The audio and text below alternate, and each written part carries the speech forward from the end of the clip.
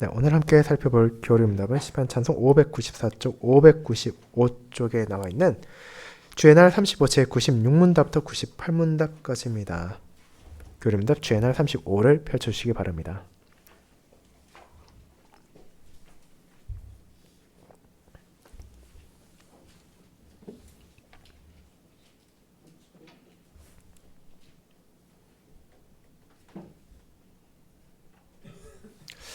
하이데벨 교리문답 주의 날 35, 제96문답부터 98문답을 교독하도록 하겠습니다. 하이데벨 교리문답 주의 날 35, 제96문 제2계명에서 하나님께서 명령하시는 것은 무엇입니까?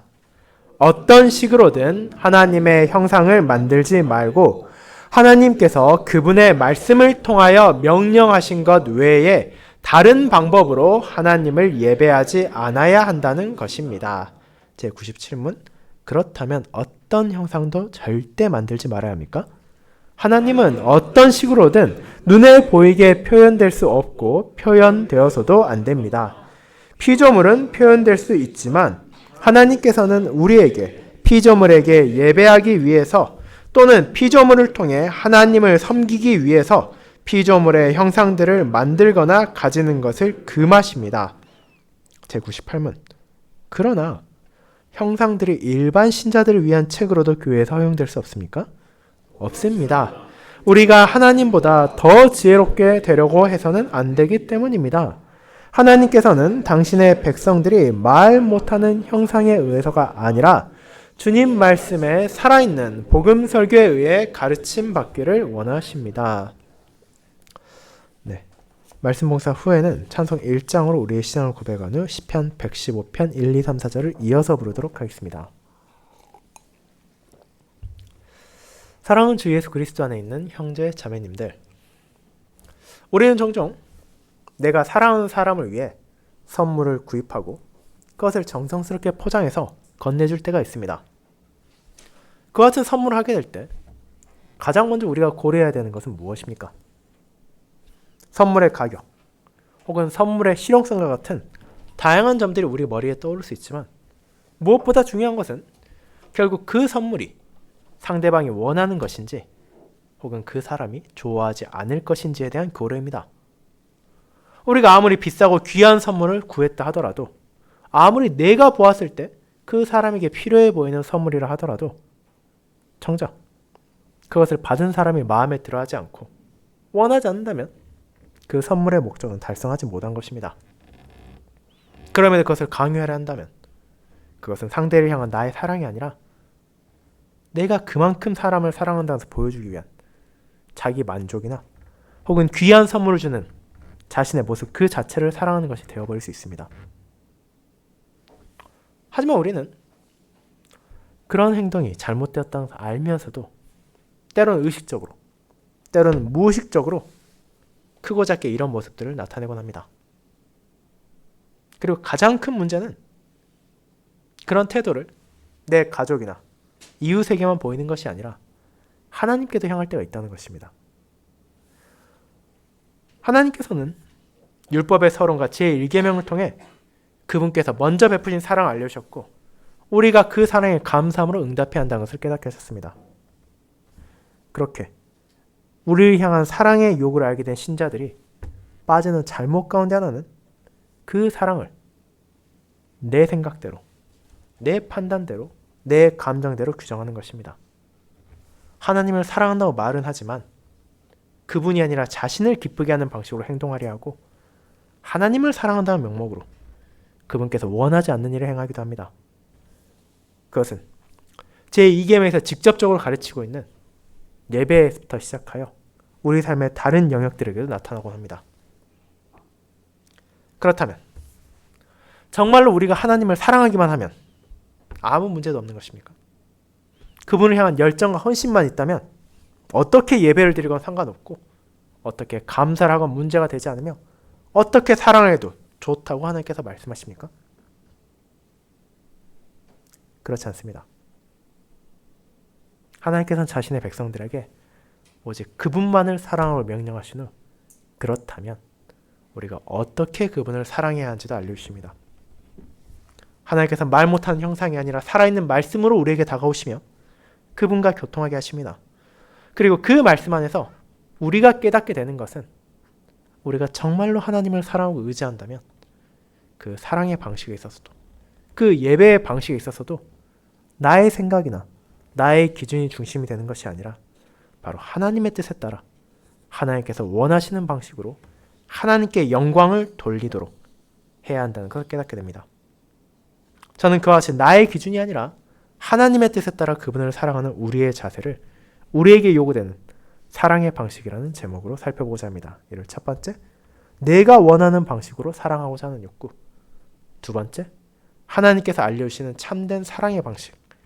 세 번째, 거룩한 질투로 그 사랑을 요구하시는 하나님이라는 대지로 나누어 살펴보도록 하겠습니다. 먼저 첫 번째, 내가 원하는 방식으로 사랑하고자 하는 욕구에 대해 알아보겠습니다. 형제자매 여러분, 오늘 교리문답에 앞선 주의 날 34는 언약의 10가지 말씀이라는 새로운 단락을 시작하며 우리가 어째서 하나님을 사랑해야지에 대한 당위성을 알려준 후 우리의 사랑이 어디로만 향해야 하는지도 알려주었습니다. 우리가 무심코 넘어가기 쉬운 율법의 서론과 언약의 10가지 말씀을 시작하는 제1계명의 그 부분을 다루고 있었습니다. 율법의 서론은 무엇을 말하고 있습니까? 그것은 우리에게 10계명의 성격이 무엇인지를 알려주는 것이었습니다. 그 계명을 주시면 하나님께서는 바로 자기 자신이 어떤 분인지를 소개하시는 것입니다. 하나님은 이스라엘과 무관한 신적 존재가 아니십니다. 그분께서는 이스라엘 향해 거래를 신청하며 이 율법을 주신 것도 아닙니다. 그분은 종되었던 집에서 신음하던 이스라엘들의 목소리를 들으셨고 자신의 때 자신의 종을 보내심으로 자신의 방식으로 그 백성을 거니셨습니다. 이스라엘 백성은 그와 같은 하나님의 돌보심이 우연이 아니라는 것을 광야에서 하나님께서 자신들과 동행하시며 자신들을 살피시고 지켜주시는 과정을 통해 확신하게 되었습니다. 그 사실을 언약 백성들이 분명하게 인지하도록 하신 후에 이제 하나님께서는 이 율법을 주시며 다시 한번 자신을 알리시는 것입니다. 그리고 이는 오늘날의 성도에게도 마찬가지입니다. 신자는 예수 그리스도 안에서 우리 역시도 종되었던 집에서 자유롭게 되었다는 것을 알게 되었습니다. 다만 우리는 애굽이 아니라 죄와 사망과 마귀라는 애굽과 비교할 수 없는 더 강하고 더 끔찍한 세력의 종이었던 것이 다를 뿐이었습니다. 하지만 우리는 그리스도의 공로 안에서 어떤 자격도 없음에도 불구하고 그 은혜를 받았습니다. 그렇게 언약의 10가지 말씀은 이것을 처음 받았던 구약의 성도에게도 지금 우리에게도 구원을 획득하기 위한 방편으로 주어진 것이 아니라 하나님께서 먼저 이 은혜를 베푸셨고 그 은혜 안에서 합당한 감사의 길을 보여주고 있음을 깨닫게 되는 것입니다. 그렇게 우리는 십계명이 우리를 얽매는 족쇄가 아니라 우리가 원하는, 우리가 바라는 하나님을 향한 감사의 길을 보여주고 있음을 깨닫게 됩니다. 그리고 예수님께서는 그와 같은 언약의 10가지 말씀이 담고 있는 것은 결국 다른 무언가가 아니라 사랑이라는 것을 분명히 알려주십니다. 그것은 내가 어떻게 하면 하나님을 사랑할 수 있는지, 어떻게 하면 하나님을 향한 사랑 안에서 내게 주신 이웃을 사랑할 수 있는지를 보여주는 것입니다. 그리고 그 사랑의 방식까지도 세상의 방식과 나의 생각이 아니라 하나님의 뜻 안에서 하나님께서 원하시는 방식으로 나타나야 한다는 것을 전하는 것입니다. 그렇게 제1계명은 그 사랑의 핵심이 무엇인지를 말합니다. 그것은 바로 우리의 모든 사랑이 과연 어디로 향해야 하는지입니다. 우리는 하나님을 온전히 사랑해야 합니다. 그분만이 나의 모든 사랑을 받으실 가치를 지니실 분이시며 그 사랑을 마땅히 받으셔야 하는 분임을 알고 있기에 나의 마음을, 나의 신뢰를, 나의 경외를, 나의 찬양을 세상의 다른 어딘가에 두는 것이 아니라 하나님께만 두라는 것이 제1계명입니다. 우리는 그렇게 하나님만을 사랑해야 한다는 것을 알게 되었고 그리고 이어지는 계명들을 통해 그와 같은 하나님을 향한 사랑 안에서 내 이웃을 향한 사랑이 흘러나오게 된다는 깨닫게 될 것입니다. 이제 주의 날 35는 그와 같은 배경이 시작합니다. 제1계명이 하나님만을 사랑해야 한다는 것을 알려주었다면 제2계명은 우리에게 무엇을 금지하고 무엇을 요구하고 있습니까? 이를 위해 우리는 잠시 2계명을 살펴볼 필요가 있습니다. 이는 너를 위하여 새긴 우상을 만들지 말고 또 위로 하늘에 있는 것이나 아래로 땅에 있는 것이나 땅 아래 물속에 있는 것에 어떤 형상도 만들지 말며 그것들에게 절하지 말며 그것들을 섬기지 말라. 내 하나님 여호와는 질투하는 하나님인즉 나를 미워한 자의 죄를 갚되 아버지로부터 아들에게로 3, 4대까지 이르게 하거니와 나를 사랑하고 내 계명을 지키는 자에게는 1000대까지 은혜를 베푸니라. 이 내용에서 여러분은 무엇을 깨닫게 됩니까? 하나님께서는 자신을 예배하는 방식을 규정하실 뿐 아니라 더 나아가 그분을 사랑하는 방식에 있어서까지도 그분의 뜻에 우리가 순종해야 한다는 것을 알려주시는 것입니다. 그렇다면 어째서 이 계명이 필요합니까? 이상적으로 생각해 본다면 우리에게 제1계명만 있어도 충분하지 않냐고 느낄 수도 있습니다. 우리는 이미 하나님 외에 다른 신을 두어서는 안 된다는 것을 배웠습니다. 하나님만을 사랑하면 되지 않겠냐고 항변할 수 있습니다. 그 안에 우리는 사랑이란 결국 자발적이게 하는 것이며 누군가의 통제를 받아서는 안 된다는 감정을 느낄 수도 있을 것입니다. 물론 그와 같은 말에도 일리는 있습니다. 실제로 하나님을 향한 우리의 사랑은 기꺼이 자발적으로 마음에서 우러나와야 되는 것이기 때문입니다. 하지만 아무리 나의 뜻대로 사랑을 나타낸다 하더라도 우리가 정말로 상대를 사랑해서 그 사랑을 드러내고자 하는 것이라면 우리는 마땅히 그 사람이 무엇을 원하고 그 사람이 무엇을 싫어하는지를 알고자 할 것입니다. 그렇게 하지 않으면 나의 사랑이 상대에게 상처를 주고 나의 사랑이 그 사람을 슬프게 만들 수도 있고 나의 사랑이 오히려 그 사람과의 관계를 무너뜨릴 수도 있기 때문입니다. 그리고 우리는 이와 같은 사실이 언약 백성의 역사 가운데서도 끊임없이 일어났다는 것을 기억해야 합니다. 언약의 10가지 말씀을 모세가 받은 직후에 어떤 일이 일어났습니까? 그는 시내산에서 내려갔을 때 자신이 도저히 상상조차 할 수 없는 일을 마주하게 되었습니다.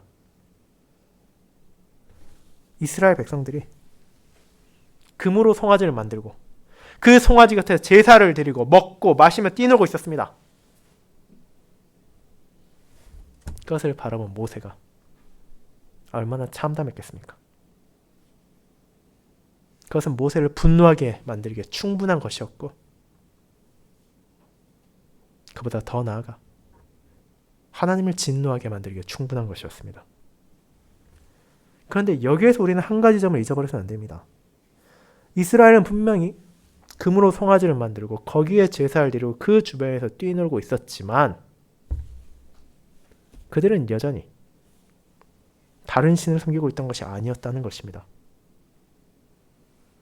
그들은 금송아지 신을 새롭게 만들어 섬긴 것이 아니라 하나님을 섬기고 있었습니다.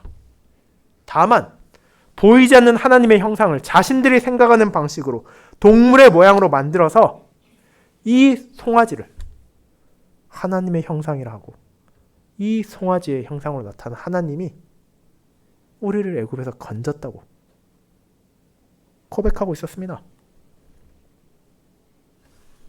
그들은 보이지 않는 하나님을 두려워했고 이해하지 못했으며 그렇기 때문에 자신들이 상상할 수 있고 느낄 수 있으며 이해할 수 있는 어떤 형상으로 하나님을 제한하려 했습니다.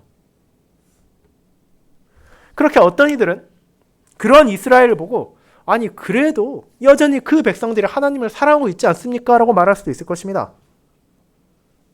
하지만 하나님께서는 그 백성들의 행동을 어떻게 평가하십니까? 하나님은 그 백성이 부패했다고 단언하십니다. 그리고 그 모든 백성을 진멸하시겠다고 하지 말하셨습니다. 신실하신 하나님께서는 모세의 중보로 이스라엘을 멸하지는 않으셨지만 그날 3,000명의 백성이 죽게 됨으로써 하나님의 공의가 결코 그와 같은 범죄를 용서하지 않는 걸 분명히 드러내셨습니다. 그리고 출애굽기 32장에서 그 마지막 부분은 그 죽음의 이유가 금송아지 때문이라고 명확하게 밝히고 있습니다. 하지만 이렇게 분명하게 선조들의 교훈이 남았음에도 불구하고 이 계명은 이후에도 다양한 방식으로 너무나 자주 어겨졌습니다. 때로는 그 백성들이 하나님의 형상을 만들어 제사드리기도 했습니다. 때로는 하나님이 어떤 분이신지를 자기들 기준에 따라 마음대로 정의하기도 했습니다. 그분은 신실하고 사랑이 많으시고 우리의 하나님이시니까 우리가 죄를 지어도 아무 문제도 없을 것이라 여기며 타락하기도 했고 공의를 전하고 회개를 요청한 선지자들을 멸시하기도 했습니다. 우리는 그와 같은 죄를 구약 성경의 다양한 본문에서 얼마든지 찾을 수 있습니다. 그뿐 아니라 그런 잘못은 신약 시대에도 계속되었습니다. 성도들이 더 이상 금송아지 만들진 않았지만 그들은 여전히 자신들 마음속에 수많은 하나님의 형상을 만들어냅니다. 그분을 내가 다른 사람들을 이해하는 방식처럼 이해하려 하기도 하고 나의 모든 잘못을 그저 너그럽게만 보실 것이라 생각하기도 하며 내가 이렇게 열심히 했으니 하나님께서 나를 인정하고 내가 원하는 방식으로 응답하실 것이라고 단정하기도 합니다. 하나님의 말씀이 계시하시는 그분의 전체 모습을 사랑하기보다는 내가 받아들이기 편하고 내가 선호하는 특정한 모습만을 골라내 규정하려는 것입니다. 그런데 이런 사랑을 보이는 사람들도 겉으로 보았을 때는 대단히 신실해 보일 수 있습니다. 엄청난 열정으로 헌신하고 봉사할 수도 있습니다. 하지만 이스라엘 백성들이 금으로 만든 송아지 옆에서 춤추고 제사 지내는 것도 하나님을 모르는 사람들이 보기에는 엄청난 열정을 가지고 있구나라고 평가했을 것입니다. 우리는 여기서 무엇을 배우게 됩니까? 하나님께서 원하시는 방식대로 그분을 사랑하지 않는다면 그것은 참된 사랑이 아닙니다. 하나님의 뜻보다 내 뜻이 앞세워지는 순간 그것은 하나님이 아닌 그렇게 열심히 종교생활을 하고 헌신을 하는 자기 사랑을 하는 것이 될 수밖에 없기 때문입니다. 우리가 제1계명에서 하나님의 뜻을 거스르는 지극히 작은 일도 행하지 않겠다고 고백했다면 우리는 그분을 예배드리고 사랑하는 방식에 있어서 이 기준을 따라야만 합니다. 그리고 우리는 그것이 얼마나 쉽게 어겨질 수 있는지를 오늘 오전 보았던 마태복음 16장 본문에서도 보았습니다. 베드로가 여전히 예수님을 사랑했지만 그 사랑의 방식이 하나님의 일이 아닌 사람의 일이었기 때문에 예수님께서는 그를 꾸짖고 그가 돌이키도록 하신 것을 우리는 보지 않았습니까? 사랑하는 자녀 여러분, 그렇게 제2계명이 우리에게 주어진 것은 분명한 필요가 있기 때문입니다. 이런 잘못을 행하는 것은 광야에서의 이스라엘 백성만이 아닙니다. 예수님의 제자들만이 아닙니다. 바로 저와 여러분도 마치 사람을 상대하는 것처럼 하나님을 상대하려는 경향이 있기 때문입니다. 하지만 사랑이라는 이름으로 우리의 모든 행동이 정당화될 수 없습니다. 하나님께서 우리에게 알려주신 방식이 있음에도 불구하고 그렇지 않은 방식으로 그분께 나아가려 하는 것은 실제로는 사랑이 아닙니다. 그렇게 우리는 이 사랑을 위해 무엇을 알아야 합니까? 앞선 제1계명에서 고백한 것처럼 우리는 하나님을 점점 더 알아가기를 구하고 그분의 뜻을 바라봐야 합니다. 그리고 이는 그분께서 자신의 백성들을 어떻게 부르시는지를 경청하는 것에서 시작됩니다. 그렇게 하나님께서는 제2계명을 통해 그분만을 사랑해야 하는 백성들을 향해 그들 안에는 이기적인 욕구를 내려놓고 자신의 말씀을 들으라고 부르시는 것입니다. 분명 우리들은 연약하고 어리석어서 사랑의 방식에 있어서조차 부족하고 온전하지 못하지만 그런 우리에게 하나님께서는 자신의 말씀을 주심으로 친히 참된 사랑의 방식이 어떠한지 알려주시기 때문입니다. 그리고 그 점을 우리는 이어진 두 번째 대지에서 함께 살펴볼 것입니다. 그것이 두 번째, 하나님께서 알려주시는 참된 사랑의 방식입니다. 성도 여러분, 그렇게 하나님께서는 길을 잃고 방황하는 우리에게 그렇다면 무엇이 그분을 향한 참된 사랑의 길인지를 알려주십니다.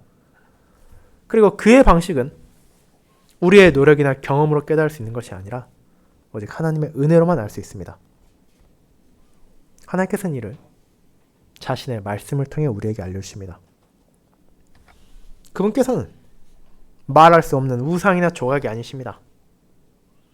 그와 같은 형상을 바라보는 사람들은 결국 자기 생각에 따라 그 대상을 규정합니다. 그 조각이 아무 말도 할 수 없음에도 불구하고, 그 무엇도 할 수 없음에도 불구하고 거기에다가 절을 하기도 하고 기도를 하기도 하고 복을 빌기도 합니다. 하지만 하나님께서는 그와 같은 인간의 상상을 철저하게 거부하셨습니다. 오늘 읽은 신명기 4장에서 모세는 이스라엘에게 전했습니다. 여호와께서 불길 중에서 너에게 말씀하시되 음성뿐이므로 너희가 그 말소리만 듣고 형상은 보지 못하였느니라.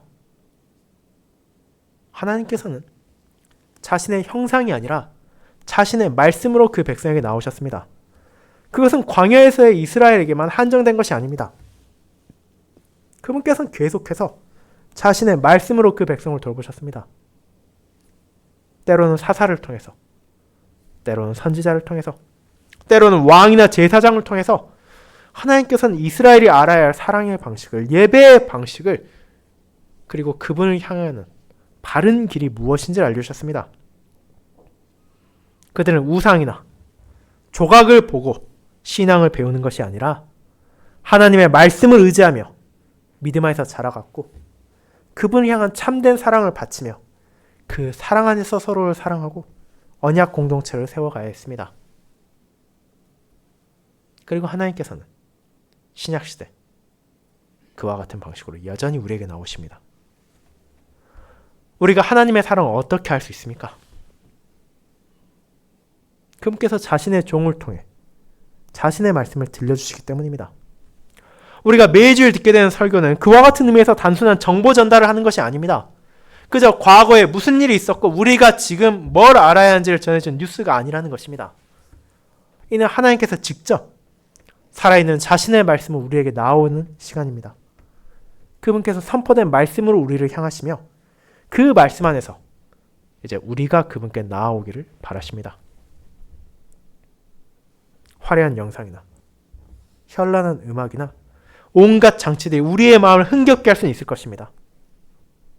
오늘날 많은 교회들은 그와 같은 세속적인 방식으로 충분히 하나님을 사랑할 수 있다고 부추기며 하나님의 말씀이 아닌 다른 무언가에 우리를 집중하도록 하고 그런 방식으로 사람들을 모으려고 하고 있습니다.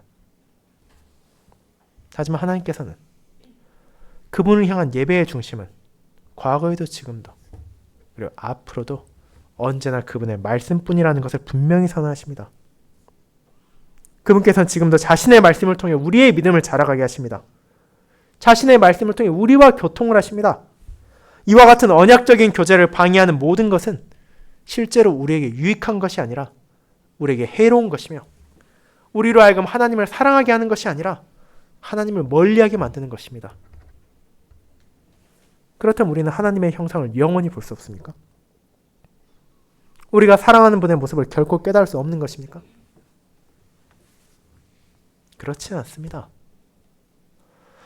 그분께서는 자신의 독생자를 통해 그분 자신을 드러내셨기 때문입니다.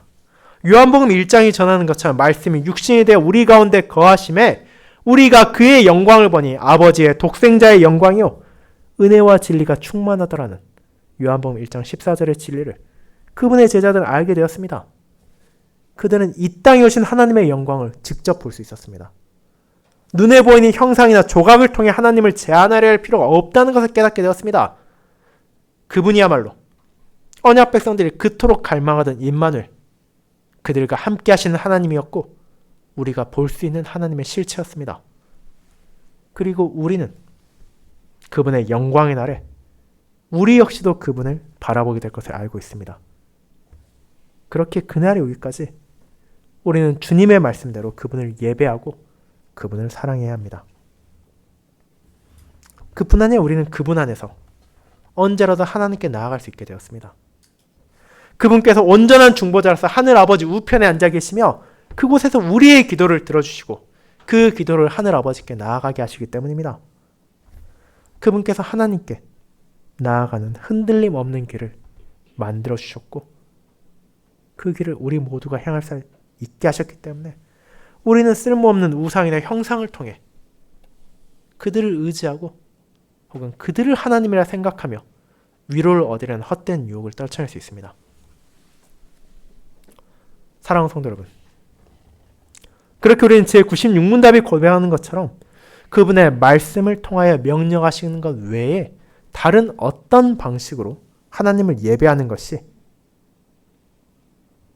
하나님께 잘못된 것임을 알게 되었습니다. 우리는 그분의 말씀에 따라 예배하고 그분의 뜻에 따라 사랑해야 합니다. 여러분이 정말로 하나님을 존중하고 하나님을 하나님 향한 사랑을 고백한다면 그분의 뜻에 따라야 합니다.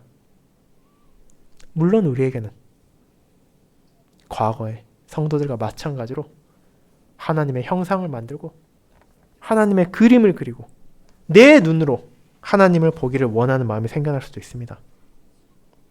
하지만 우리는 그 모든 마음을 내려놓고 그분의 말씀을 들을 수 있음에 감사해야 합니다.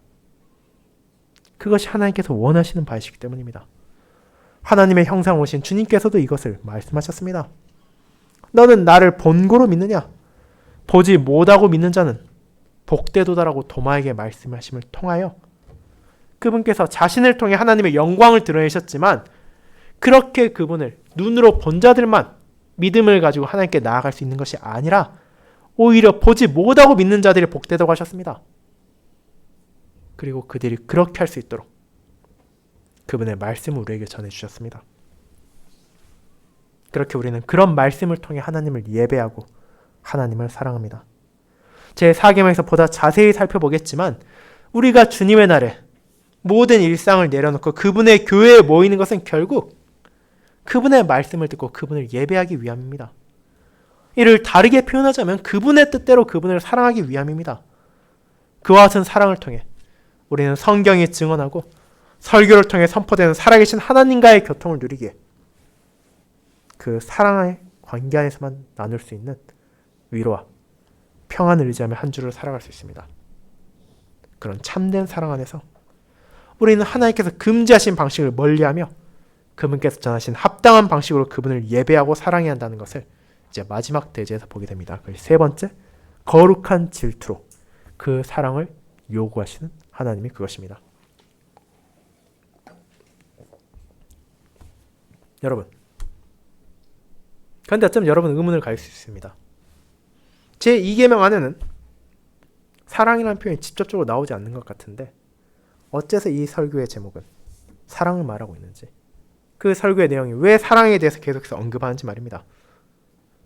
하지만 여러분이 제2계명을 주의 있게 바라본다면 그 사실을 깨달을 수 있습니다. 이 계명에는 다른 계명에서 발견되지 않는 무언가가 발견됩니다.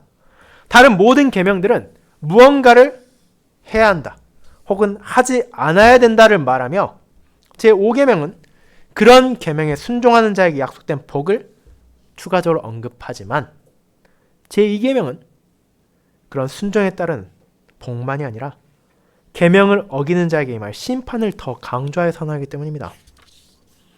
그리고 그 심판의 근거는 다른 무언가가 아니라 하나님의 거룩한 질투에 있습니다.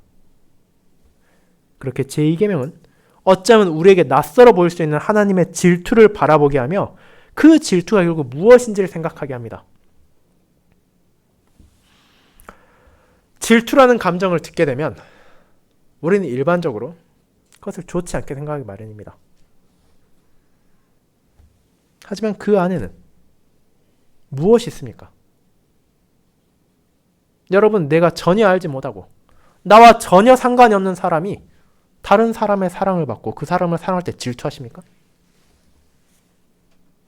그렇지 않을 것입니다. 우리가 누군가를 향해 질투를 한다는 것은 그 대상을 향한 사랑이 있음을 의미합니다. 그리고 하나님께서는 우리를 사랑하시기에 우리의 마음이 잘못된 방향을 향하는 것을 용납하지 않으심으로 자신의 질투를 드러내시는 것입니다.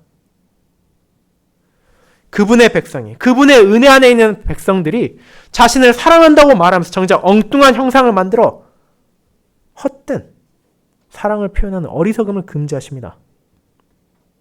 왜냐하면 그것은 결국 그분을 사랑하는 것이 아니라 그분을 무시하는 것이며 그분의 생명으로 나오는 것이 아니라 멸망으로 향하는 것이기 때문입니다. 그렇게 하나님께서 우리를 거짓된 위로부터 보호하시기 위하여 그분의 거룩한 질투로 모든 잘못된 방식의 예배를, 잘못된 방식의 사랑을 금지하십니다. 그리고 그 안에 담긴 저주는 강력합니다. 만약 누군가가 이와 같은 하나님의 말씀을 들었음에도 불구하고 여전히 자기 생각을 고집하고 돌이키지 않는다면 그는 자신에게 임할 두려운 저주를 마주하게 될 것입니다. 그것을 어떻게 말합니까? 제2계명은 이렇게 말합니다. 내 하나님 여호와는 질투하는 하나님인즉 나를 미워하는 자의 죄를 갚되 아버지로부터 아들에게 3, 4대까지 이르게 한다고 말입니다. 물론 이는 아버지나 어머니의 죄로 인해, 할아버지나 할머니의 죄로 인하여 그 자녀들과 손주들이 갑작스럽게 벌을 받는다는 것은 아닙니다. 에스겔 18장 20절은 아들은 아버지의 죄악을 담당하지 아니할 것이요 아버지는 아들의 죄악을 담당하지 아니하리니 의인의 공의도 자기에게로 돌아가고 악인의 악도 자기에게로 돌아가리라고 전하고 있기 때문입니다. 그렇다면 이것은 어떤 의미입니까? 제2계명이 말하는 것은 바른 예배와 신앙을 지키는 것이 다음 세대의 자녀들에게 얼마나 중요한지를 경고하는 말씀입니다. 부모가 하나님을 그분의 말씀대로 사랑하지 않고 예배하지 않으며 자기 생각, 자기 감정, 자기 방식대로 대하는 영적인 부패를 보여준다면 누구보다 그 영향을 가장 많이 받는 사람들이 누구겠습니까? 바로 그들의 자녀들입니다. 자녀들은 그 부모의 나쁜 모습을 그대로 흡수하며 부모가 보여준 편의주의적이고 이기적인 예배와 신앙을 지침으로 삼아 하나님을 내 마음대로 재단해도 되는구나. 내가 예배드리고 싶은 방식대로 예배드려도 되는구나 라는 잘못된 방식에 빠지게 될 것입니다. 결국 그것은 그 자녀들의 영혼을 죄악으로 이끄는 것이며 그들을 위험에 빠뜨리는 잘못이라는 것을 제2계명을 통해 하나님께서는 분명하게 경고하시는 것입니다. 그렇게 그에 대한 복도 마찬가지입니다. 우리가 하나님의 말씀 앞에 자신을 내려놓고 나의 무언가, 세상의 무언가로 하나님을 예배하는 것이 아니라 오직 하나님께서 말씀하신 대로 그분을 예배하고 사랑하는 모습을 지켜나간다면 그 영향을 가장 가까이서 받는 사람들은 결국 우리의 자녀들입니다. 그들 역시 하나님을 바르게 바라보며 그분을 사랑하고 경외하며 영광을 돌릴 수 있도록 인도하는 큰 복을 우리는 받는 것입니다. 그렇게 하나님께서는 자신을 예배하는 방식에 있어서, 자신을 사랑하는 방식에 있어서 그것이 얼마나 중요한 것인지를 이렇게 알려주시는 것입니다. 우리는 이 예배라는 하나님과 교통을 나누는 가장 핵심적인 시간을 통하여 하나님을 향하는 우리의 사랑을 드러내고 결국 그런 예배 때 하나님의 뜻을 중요시하고 그분의 뜻을 기준으로 삼는 사람은 그 예배에서 이어지는 우리의 모든 삶에 있어서도 그와 같이 할 것입니다. 결국 제2계명이 말하고자 하는 것은 하나님을 향한 우리의 교통의 방식이, 예배의 방식이, 사랑의 방식이 나의 뜻에 따른 것인지 혹은 하나님의 뜻에 따른 것인지를 바르게 선택해야 한다는 것입니다. 그분을 예배하는 방식에서, 그분을 사랑하는 방식에서조차 하나님이 원하시는 바를 거부하고 다른 무언가를 앞세운다면 그 사람의 남은 삶의 모든 영역에서 어떻게 우리는 그 사람이 하나님의 뜻을 따를 것을 기대할 수 있겠습니까? 사랑하는 여러분, 그와 같이 제2계명은 하나님을 향한 나의 사랑과 나의 열정과 나의 감정이 하나님의 뜻에 다스림 받아야 한다는 것을 알려줍니다. 우리는 여전히 내 눈에 보이는 것, 내 손에 잡히는 것을 의지하고 싶어하고 내 감정이 충족되고 내 열정이 채워지는 것을 사랑이라 느끼고 싶어합니다. 하지만 참된 신앙이란 하나님을 전적으로 신뢰하며 그분의 말씀 위에 인생을 세워가는 것이고 그분을 향한 예배와 사랑에 있어서도 하나님의 가르침이 중심이 되는 것입니다. 그러므로 제2계명을 지키는 것은 단순히 교회 안에 조각상이나 그림을 두지 않는 것에서 멈추지 않습니다. 매일의 삶에서 내 마음속에 생겨나려 하는 내 틀 안에 규정하려는 하나님에 대한 생각을 버리고 하나님의 말씀이 전하는 살아계신 하나님 앞에 자신을 낮추는 것입니다. 그리고 이를 위해 우리는 하나님의 완전한 형상으로 오신 예수 그리스도를 바라봐야 합니다. 그분은 삶의 모든 순간 단 한 번도 자기 방식대로 하나님을 섬기지 않으셨고 오직 하늘 아버지의 말씀에 자신의 죽으심까지도 맡기심으로 참된 예배와 사랑을 보여주셨습니다. 그렇게 이번 한 주 우리의 삶 가운데 세상의 다른 무언가에 내 안에 어떤 감정이나 생각이 마음을 빼앗기지 마십시오. 제1계명에서 고백한 것처럼 하나님을 전심으로 사랑하고 경외하며 영광을 돌리기 위하여 그분의 말씀에 따라 그분께서 정하신 길 위에서 참된 안식과 기쁨을 누리며 내가 하나님보다 지혜롭지 않다는 사실을 그분만이 가장 선한 길을 하시며 우리를 선한 방식으로 인도하신다는 것을 감사하도록 합시다. 그와 같은 삶을 통해 우리가 하나님이 기뻐하시는 방식으로 그분을 예배하고 그분을 사랑할 수 있기를 소망합니다. 아멘.